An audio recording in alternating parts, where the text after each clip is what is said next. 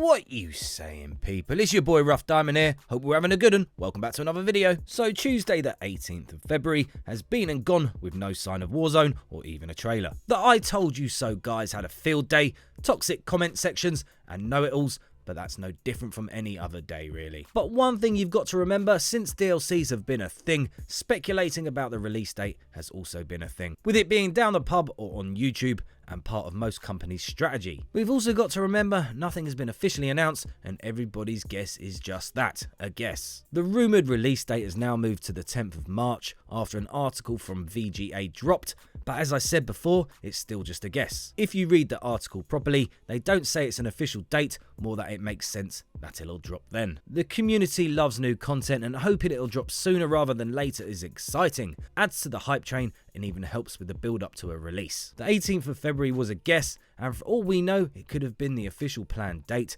but after seeing all the speculation, leaks and rumours, Activision could have woke up that morning and decided to push it back even further because everyone is talking about it. I'll be honest, personally I am bored of the game, and playing on the 18th made me realise this even more. There just isn't enough content to keep me playing. This is why I would love another mode. Spec Ops just isn't, the campaign is done and all that's left is multiplayer. I am an original Call of Duty player, just ask me which one I haven't played, and there has always been a mode to fall back on, for example zombies. And that's what this game just doesn't have, a fallback mode. As I said before, people are now saying the 10th of March, which is halfway through Season 2, and kind of makes sense, which I did say in my previous video. This would mean a worldwide release on the 10th, and as the mode is free, that means everybody, even those who haven't bought the game, gets access. I was watching Matters, link in description, talking about this, so shout to him, but I thought I would mention it as well. The worry has been when the mode drops, everyone will be jumping on at the same time, and will the servers survive? The answer is probably not. And a strategy Activision as well as other developers have used before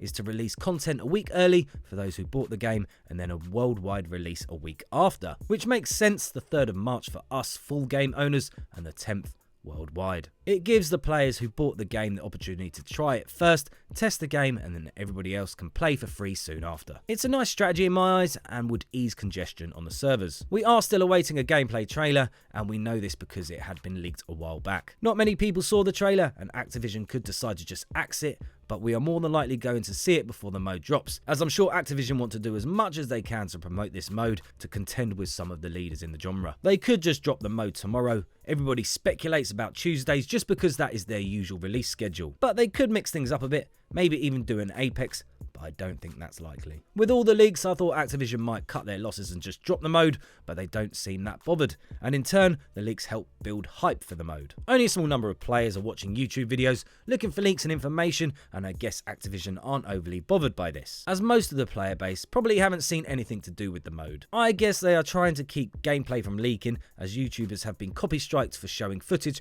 from the training mode on their channels. But they are playing at dangerous games with all these leaks in my eyes, but then again, if the game's that good and all they're trying to do is keep gameplay from leaking, I wouldn't be surprised if a lot of the leaks actually came from them. Speculation in my eyes though, speculation. It seems all of this content is ready to drop, and I'm sure they have a lot more ready to go as well, but the problem with holding back content, especially for limited time modes, and to ensure a steady flow of content in the future instead of a season of DLCs, means games on release are starting to feel empty and bare boned, and the player base will get bored earlier as there isn't enough content to keep them engaged. But I'm going to make a full video on that topic in the future, as I feel it's a great conversation. The title of that video would be something like DLC season versus free content versus in-game microtransactions, something like that, so keep an eye out for that video in the future. A good way to get an idea when the mode is going to drop is to keep an eye on certain YouTubers who get sponsored by Activision to promote Modern Warfare, as I'm sure they will be used for Warzone as well. I could tell nothing was going to drop on the 18th early that day, as a YouTuber who works a lot with Activision had a live stream planned for the same time,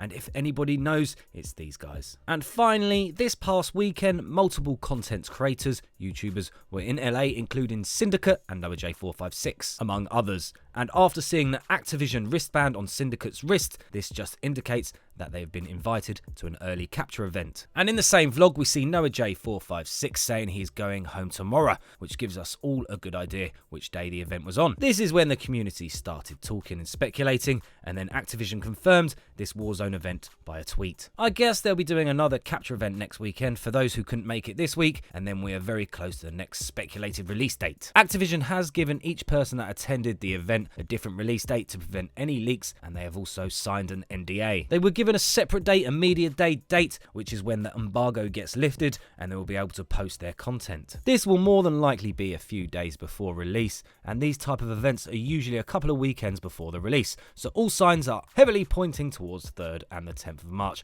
as a release date. Right, that's it for this video. Sorry if I waffled a bit, I just can't stop once I get going. Like if you like, comment and sub. Don't forget to hit the little bell so you don't miss out on my next one. Catch you on another video soon. I've been your boy Rough Diamond. Laters.